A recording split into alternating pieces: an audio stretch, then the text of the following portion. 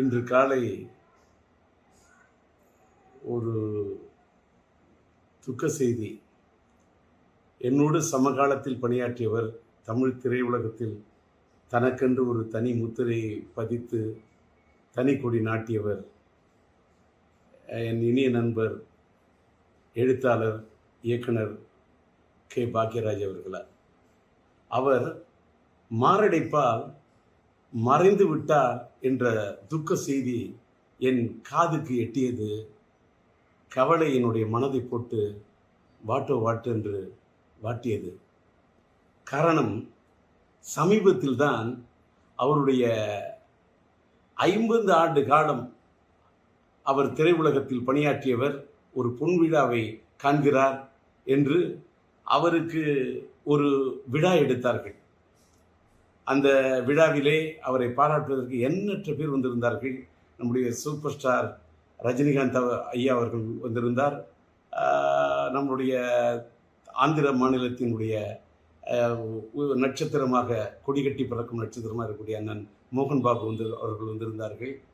அந்த விழாவிற்கு நான் வர வேண்டும் என்று என்னை பாக்யராஜ் விரும்பி அழைத்தார். நான் சாதாரணமாக இப்போ எந்த விழாவுக்கும் போகிறதில்ல, தவிர்த்திருக்கேன். ஆனால் என்ன நினச்சேன்னு தெரியல. அவர் ராஜேந்தர், நீங்கள் நானும் சேர்ந்து ஒரே சமகாலத்தில் இருந்தோம்.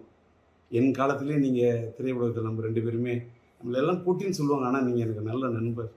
நீங்கள் நானும் சேர்ந்து எந்த படத்துலையுமே பணியாற்றலை, அதனால் நீங்கள் வரணும்னு ரொம்ப நாத்து என்னை கூப்பிட்டார். அவர் அத்தனை முறை என்னை வற்புறுத்தி கூப்பிட்டது என்னோட மனசு ரொம்ப வாட்டினுச்சு. சரின்னு சொல்லிட்டு அந்த விழாவில் போய், சமீபத்தில் தான் அந்த விழா நடந்தது, அந்த விழாவில் போய் மனசு விட்டு அவரை பாராட்டிட்டு வந்தேன். எனக்கு அதில் என்னன்னா, இவ்வளவு சமீபமாக அவர் மறைந்து போயிடுவார்னு நான் கனவு கூட நினச்சி பார்க்கல. ஆனால் ஒரு சின்ன அவர் மறைந்து விட்டார் என்பது துக்கம் தாங்கலை, நெஞ்ச வாட்டுது. ஆனால் ஒரு சின்ன ஆத்ம திருப்தி என்னன்னா, ஒரு மனிதன் மறைந்து விட்ட பிறகு இன்னைக்கு நான் இரங்கல் செய்தி போடுறேன், எல்லாருக்கும் ஆறுதல் தெரிவிக்கிறேன். ஆனால் அவர் உயிரோடு இருந்தப்பவே, அவருக்கு ஒரு பாராட்டு விழா நடந்தப்ப அவருடைய காது குளிர, அவருடைய மனம் மகிழ, ஒரு சமகாலத்தில் என்னை விட ஒரு சீனியர் மூத்தவர், அவரை போய் நான் மனதார பாராட்டிட்டு வந்தேன் அப்படிங்கிறத நினைக்கும்போது எனக்கு ரொம்ப ஒரு மனசுக்கு நெகிழ்ச்சியாக இருக்குது.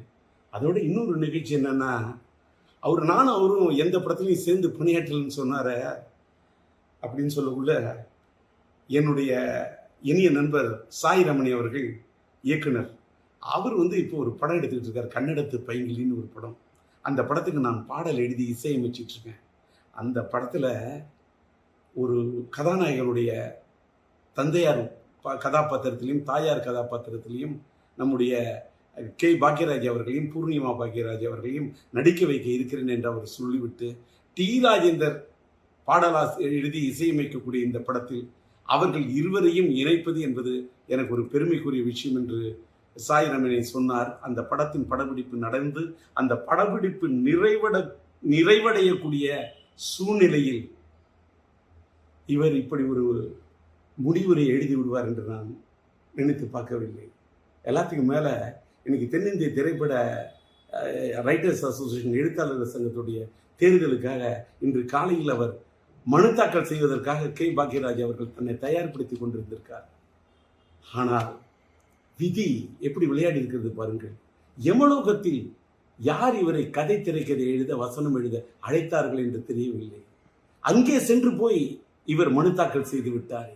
இங்கே எழுத்தாளர் சங்கத்தில் நிற்பதற்கு மனு தாக்கல் செய்வார் என்று நினைத்தால் அங்கே போய் மனு தாக்கல் செய்து விட்டார் என்பதை எண்ணிய போது மனது தாங்கவில்லை.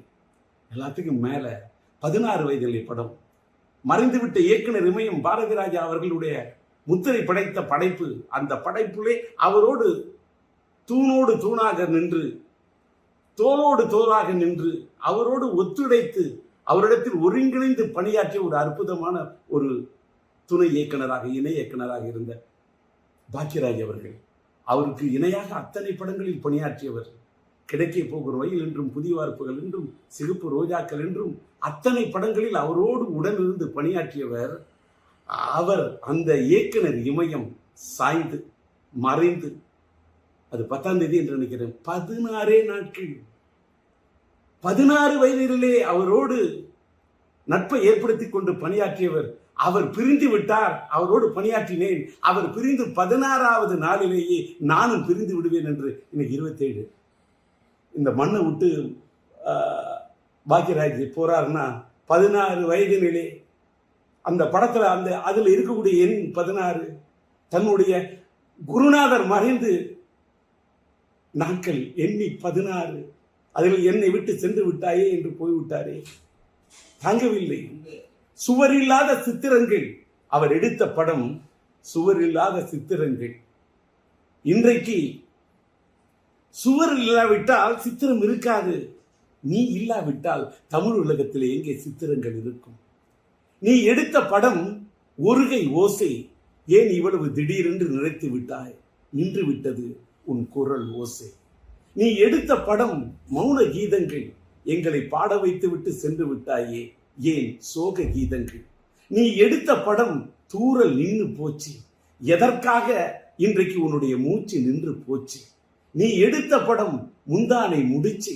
ஏன் நிறுத்தி கொண்டாய் நீ விடுகின்ற மூச்சு? எங்கே நின்றது உன் பேச்சு? தாங்கவில்லையே, துக்கம் தாழவில்லையே, எங்கே போய் சொல்வது? அதனால் நீ மறைந்து விட்டாய் என்ற செய்தி கேட்டவுடன் அது ஈட்டி போல் அது என் இதயத்தை தாக்கியது. அதனால் என்னுடைய துக்கத்தை எங்கே போய் சொல்வது?